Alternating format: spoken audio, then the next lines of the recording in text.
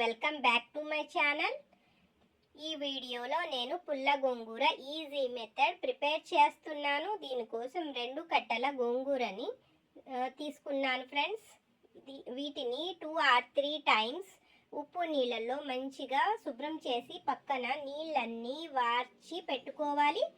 ఇందులోకి 5-6 పచ్చిమిర్చి, 1 టమాటా, పుదీనా, కొత్తిమీర, చిన్న ఉల్లిపాయలు రెమ్మలు 2. చూడండి, ఇక్కడ నేను చిన్న ఉల్లిపాయ కట్ చేసుకున్నాను. టమాటా, పచ్చిమిర్చి, పుదీనా, కొత్తిమీర, 2 రెమ్మల చిన్న ఉల్లిపాయ కూడా యాడ్ చేసుకొని ఇందులో మనం శుభ్రం చేసి పెట్టుకున్న గోంగూరను కూడా యాడ్ చేసేద్దాం.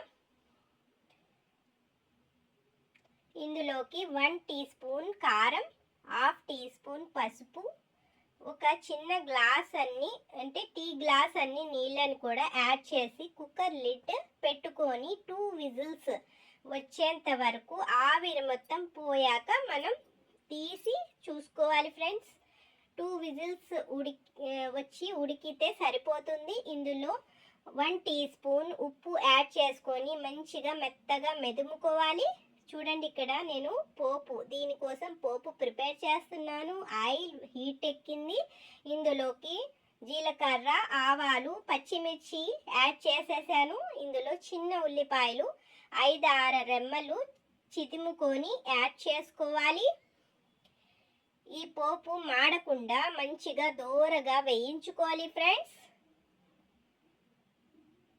చూడండి, మంచిగా కలుపుకుంటూ వేయించుకోవాలి. ఇందులో గుప్పెడంత కరివేపాకు యాడ్ చేసేద్దాం.